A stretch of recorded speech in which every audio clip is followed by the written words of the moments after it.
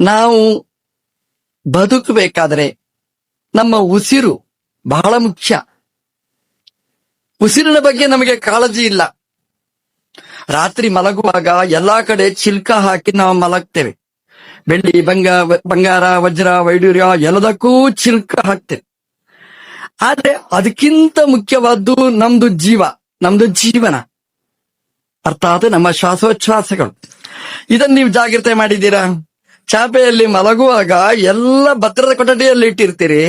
ಆದ್ರೆ ನಾವು ಇರುವುದು ಯಾವುದರಿಂದ ಅಂದ್ರೆ ಬೆಳ್ಳಿಯಿಂದ ನಾವು ಇರುವುದಲ್ಲ, ನಾವು ಬಂಗಾರದಿಂದ ಇರುವುದಲ್ಲ, ವಜ್ರ ವೈಡೂರ್ಯಗಳಿಂದ ಇರುವುದಲ್ಲ, ನಮ್ಮ ಮನೆಯಿಂದ ಇರುವುದಲ್ಲ. ನಾವು ಇರುವುದು ಬರೀ ಈ ಶ್ವಾಸೋಚ್ಛ್ವಾಸದಿಂದ. ಈ ಶ್ವಾಸೋಚ್ಛ್ವಾಸ ಮಾಡಿಸುವುದು ಯಾರು ಗೊತ್ತಾ? ನಾನಲ್ಲ, ನೀವಲ್ಲ.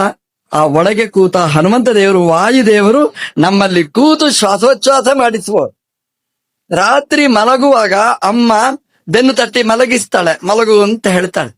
ನಮ್ಮೊಟ್ಟಿಗೆ ಅಮ್ಮನೂ ಮಲಗಿರ್ತಾಳೆ. ಆದ್ರೆ ನಾವು ಮಲಗಿದ್ರೂ ಬೆನ್ನು ತಡ್ತಲೇ ನಮ್ಮೊಟ್ಟಿಗೆ ಜಾಗರಣೆ ಮಾಡುವವರು ಒಬ್ರೆ. ರಾತ್ರಿಯಿಂದ ಬೆಳಗಿನ ತನಕ ಪಂಪ್ ಮಾಡಿ ಮಾಡಿ ಮಾಡಿ ಮಾಡಿ ನಮ್ಮನ್ನು ಬದುಕಿಸುವವರು ಆ ಹನುಮಂತ ದೇವರು ಮಾತ್ರ ಹೊರತು. ಇವತ್ತು ನೋಡಿ, ಜಗಳಾಗ್ತಾ ಇದೆ. ಆ ರೈಲಲ್ಲಿ ಆಕ್ಸಿಜನ್ ಸಪ್ಲೈ ಮಾಡ್ತಾರೆ, ಎಂತಹ ಆಶ್ಚರ್ಯ ನೋಡಿ. ವಿಮಾನದಲ್ಲಿ ಆಕ್ಸಿಜನ್ ಕಳಿಸಿಕೊಡ್ತಾ ಇದ್ದಾರೆ, ಅದರಲ್ಲಿ ಜಗಳ ಬೇರೆ. ನಿಲ್ಲಿಸಿ, ರೈಲು ನಿಲ್ಲಿಸಿ, ಸುಪ್ರೀಂ ಕೋರ್ಟ್ ಬರ್ಬೇಕಾಯ್ತು ಆಕ್ಸಿಜನ್ ಕಳಿಸಿಕೊಡಿ. ಧರ್ಮಕ್ಕೆ ಬೆಳಗಿನಿಂದ ನಾಳೆ ಬೆಳಗಿನ ತನಕ ಆಕ್ಸಿಜನ್ ಕೊಡುವ ಹನುಮಂತ ದೇವರನ್ನು ಮರೀತಿರಲ್ಲ. ಇದು ಎಷ್ಟು ಅಪರಾಧ ಅಂತ ರಾಮಾಯಣ ನಮಗೆ ನೆನಪಿಸಿರತಕ್ಕಂತಹದ್ದು. ನಮಗೆ 21,600 ಬಾರಿ ಶ್ವಾಸೋಚ್ಛ್ವಾಸ ಮಾಡಿಸುವುದರ ಮೂಲಕ ನಮಗೆ ಜೀವಾತು ಆಕ್ಸಿಜನ್ ಸಪ್ಲೈ ಮಾಡುವ, ಕಾರ್ಬನ್ ಡೈಆಕ್ಸೈಡ್ ಹೊರಕಳಿಸಿ ಆಕ್ಸಿಜನ್ ಸಪ್ಲೈ ಮಾಡುವ ದೇವರು ಅದು ವಾಯುದೇವರು, ಹನುಮಂತ ದೇವರು. ಅವರನ್ನು ಮರಿಬೇಡಿ, ಎಂದೂ ಮರಿಬೇಡಿ. ಹನುಮಂತ ದೇವರು ರಾಮದೇವರ ಹತ್ರ ಬಂದ್ರು. ರಾಮದೇವರಿಗೂ ಹನುಮಂತ ದೇವರಿಗೂ ಸಮಾಗಮ ಆಯಿತು. ಎಲ್ಲಿ ಸಮಾಗಮ ಆಯಿತು? ನಾವೆಲ್ಲ ಹೆಮ್ಮೆ ಪಡಬೇಕು. ಎಲ್ಲಿ ಸಮಾಗಮ ಆಯಿತು? ಉತ್ತರದಿಂದ ಬಂದ ರಾಮದೇವರಿಗೆ ಸಮಾಗಮ ಆದದ್ದು ಹಂಪೆಯಲ್ಲಿ, ಕಿಷ್ಕಿಂಧೆಗೆ ಹೋಗುವ ದಾರಿಯಲ್ಲಿ ಹಂಪೆಯಲ್ಲಿ ರಾಮದೇವರಿಗೂ ಹನುಮನಿಗೂ ಸಮಾಗಮ ಆಯಿತು. ಹಂಪೆ ಅಂತ ಇವತ್ತಿನ ಹೆಸರು. ಆ ಕಾಲದ ಹೆಸರು ಪಂಪ. ಹೋಗಿ ಅದೆಲ್ಲ ಆಗ್ತದೆ. ಪರ್ಬ, ಹಬ್ಬ ಇದೆಲ್ಲ ಚೇಂಜ್ ಪರ್ವ ಇದೆಲ್ಲ ಚೇಂಜ್ ಆಗ್ತದೆ ಭಾಷೆಗಳಲ್ಲಿ. ಹಂಪೆ ಅಲ್ಲ, ಅದು ಪಂಪ.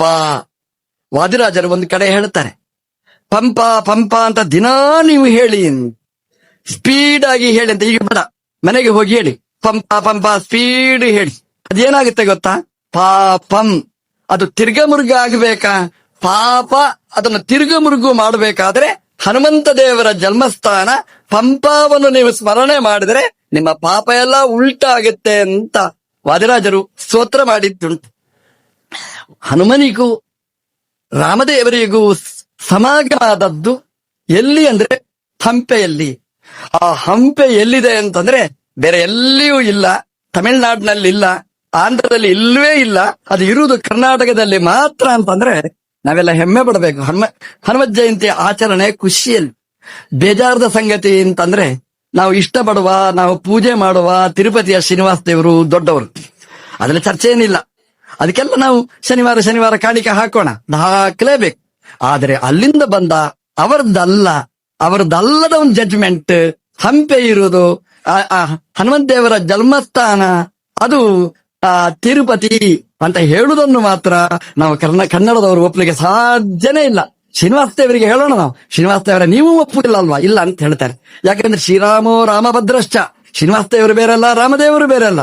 ರಾಮದೇವರು ಉತ್ತರದಿಂದ ದಕ್ಷಿಣಕ್ಕೆ ಬರುವಾಗ ತಮಿಳುನಾಡಿನ ಮೂಲಕ ಹೋಗ್ಬೇಕಾದವರು ಕನ್ನಡಕ್ಕೆ ಬಂದದ್ದು, ಕರ್ನಾಟಕಕ್ಕೆ ಬಂದದ್ದು. ನಮ್ಮ ಹನುಮಂತ ದೇವರು ಹುಟ್ಟಿದ ಜಾಗ ಅಂತ ಬಂದಿರತಕ್ಕಂಥದ್ದು ಕರ್ನಾಟಕಕ್ಕೆ, ಹಂಪೆಗೆ. ಅಲ್ಲೇ ಸಭೆ ನಡೆದಿರ್ತಕ್ಕಂಥದ್ದು. ಅದ್ರಿಂದ ಅಂಜನಾದ್ರಿ, ಹನುಮಂತ ದೇವರು ಅವತಾರ ಮಾಡಿದ ಜಾಗ ಅದು ಹಂಪೆ, ಪಂಪ. ಅಲ್ಲಿ ಪಂಪ ಸರೋವರ ಇರುವುದು, ಅಲ್ಲೇ ಋಷ್ಯಮುಖ, ಅಲ್ಲೇ ಕಿಷ್ಕಿಂಧೆ, ಅಲ್ಲೇ ಹನುಮಂತ ದೇವರು ಅವತಾರ ಮಾಡಿತ್ತು. ಹಾಗಾಗಿ ನಮ್ಮ ಕನ್ನಡದ ಜನ ಒಟ್ಟಾಗ್ಬೇಕು. ಯಾವುದಕ್ಕೋ ಒಟ್ಟಾಗ್ತೇವೆ ಕನ್ನಡದವರು ಅಂತ ಕರಾವೆ. ಯಾವುದಕ್ಕೋ ಒಟ್ಟಾಗುವುದು ಬೇಡ. ಇವತ್ತು ಹನುಮಂತ ದೇವರು ಇಡೀ ಪ್ರಪಂಚದ, ಇಡೀ 3 ಲೋಕದ ಆಸ್ತಿ ಹನುಮಂತ ದೇವರು, ಅವರ ಜನ್ಮಸ್ಥಾನ ನಮ್ಮ ಕನ್ನಡ. ಅದರಲ್ಲಿ ಎಲ್ಲರೂ ಒಂದು ಕಂಠವನ್ನು ಸೇರಿಸಿ ನಾವು